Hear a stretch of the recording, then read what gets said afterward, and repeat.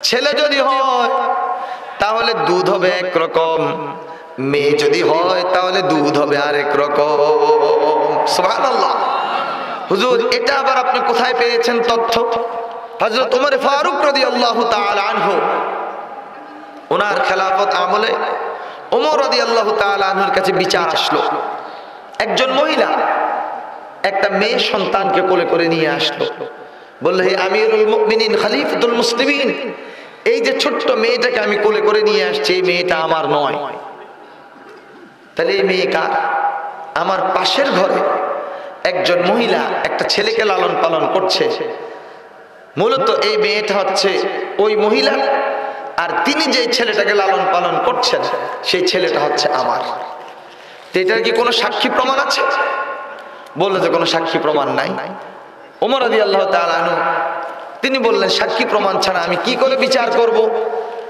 তোমাকে ছেলে দেব আর এই মেয়েকে আবার তাকে দিয়ে দেব, এটা তো আমার পক্ষে সম্ভব নয়। ওমর রাদিয়াল্লাহু তাআলার সামনে আলী রাদিয়াল্লাহু তাআলা আনহু বসা।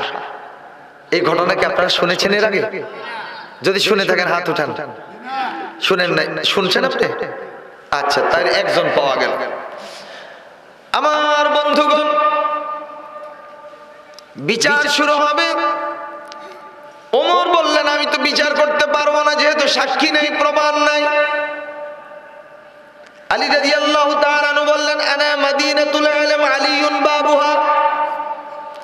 আল্লাহ রাসূল সাল্লাল্লাহু আলাইহি ওয়াসাল্লাম বলে গেছেন, হে ওমর, আনা মাদিনাতুল ইলম, রাসূল বলেছেন আমি হচ্ছি ইলমের শহর, ওয়া আলিয়ুন বাবুহা, আর সেই শহরের দরজা হচ্ছে আলী। আমি আলীর ব্যাপারে যেহেতু রাসূল সাল্লাল্লাহু আলাইহি ওয়াসাল্লাম এইভাবে বলে গেছেন, ওমর রে, হে খলিফাতুল মুসলিমিন, বিচারের দায়িত্বটা একটু আমার কাছে দাও না, আমি দেখি বিচারটা করতে পারি। বলে, তুমি বিচার করতে পারবা? বলে, ইনশাআল্লাহ।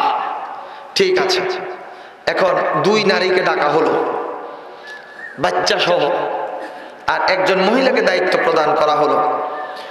দুইজন মা দুইটা বাটি নিয়ে দুই পাশে যাবে, দুইজনের স্তন চিপে দুধ বের করে নিয়ে আসবে, আর সেই দুধ আমি আলীর সামনে নিয়ে আসবা।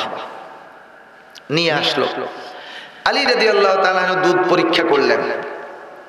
দুধ পরীক্ষা করে যেই মায়ের কোলে মেয়ে, তিনি সেই মাকে প্রশ্ন করলেন, তুমি যে এই মেয়েটাকে দুধ পান করাও, এই মেয়েটার প্রায় সময় পেট খারাপ থাকে, কথা বলো ঠিক না বেঠিক? বললে, হে আলী, কথা ঠিক।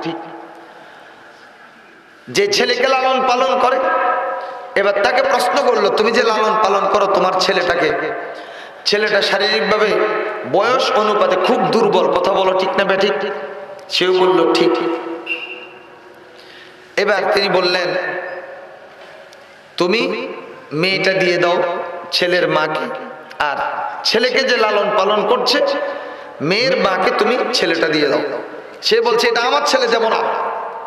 এবার আলী রাদিয়াল্লাহু তাআলা কঠিন ভাষায় বললেন, আমি আল্লাহর কসম দিয়ে বলছি, হে ছেলের মা, যে ছেলেকে লালন পালন করছো, সত্যি কথা বলো, তুমি কি এই ছেলের মা? তখন বললেন, হে আলী, আপনি যেহেতু আল্লাহর কসম দিয়ে বলেছেন, এখন আমি তার মিথ্যা কথা বলতে পারি না।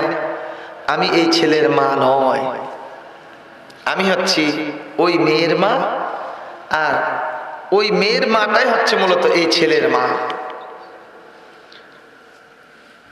মেয়ে ছেলের মায়ের দুধ পান করছে, ছেলের মায়ের দুধ হচ্ছে ঘন। মেয়ে ঠিক মতো হজম করতে পারে না, যার কারণে মেয়ের পেট খারাপ থাকে। যে ছেলেকে লালন পালন করছে তার দুধ হচ্ছে পাতলা, ছেলের জন্য যতটুকু এনার্জি দরকার, যতটুকু শক্তি দরকার, ওই দিক দুধ থেকে সেটা তার কাভার দিচ্ছে না, যার কারণে ছেলেটা হচ্ছে দুর্বল। আল্লাহু আকবার বলেন। তাহলে ছেলে হইলে দুধ হবে ঘন, মেয়ে হইলে দুধ হবে পাতলা। ইন্টারচেঞ্জ করো। এখন দুইজনকে বুঝ করে বাচ্চা দিয়ে দেয়া হলো। এবার অরিজিনাল ছেলের মা ছেলেকে নিল, অরিজিনাল মেয়ের মা মেয়েকে নিল।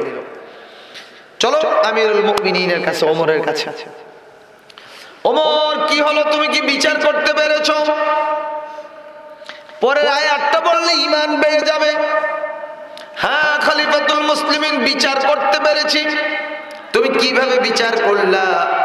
তখন তিনি বললেন, আল্লাহ পাক কোরআনুল কারীমের সূরা নিসার মধ্যে বলেছেন, ইউসিকুমুল্লাহু ফি আওলাদিকুম লিযযাকারি মিসলু হাজ্জিল উনসায়াইন। সুবহানাল্লাহ। এক ছেলে যতটুকু পাবে, দুই মেয়ে ততটুকু পাবে। আল্লাহ পাক যেহেতু জমিনের সম্পদের মধ্যে আইন করেছেন, দুই মেয়ের সমান পাবে এক ছেলে। আমার বিশ্বাস ছিল আল্লাহ দুধের মধ্যেও ঠিক সেই আইনটা করেছেন। যদি ছেলে হয় দুধ হবে ঘন, আর মেয়ে যদি হয় দুধ হবে পাতল। সুবহানাল্লাহ। ওই আয়াতের উপর কিয়াস করে আমি দুইজনের দুধ পরীক্ষা করলাম, পরীক্ষা করে আমি বিচার সম্পন্ন করে দিলাম। এবার আপনারা বলেন তো, আমাদেরকে সৃষ্টি করেছেন কে? ছেলে যদি হয় দুধ একরকম, মেয়ে যদি হয় দুধ হয় আরেক রকম। এই ব্যবস্থাপনা মায়ের স্তনের মধ্যে করে দিয়েছেন কে? প্রচারের স্বার্থে চ্যানেলটি সাবস্ক্রাইব করে বেল আইকনে ক্লিক করুন।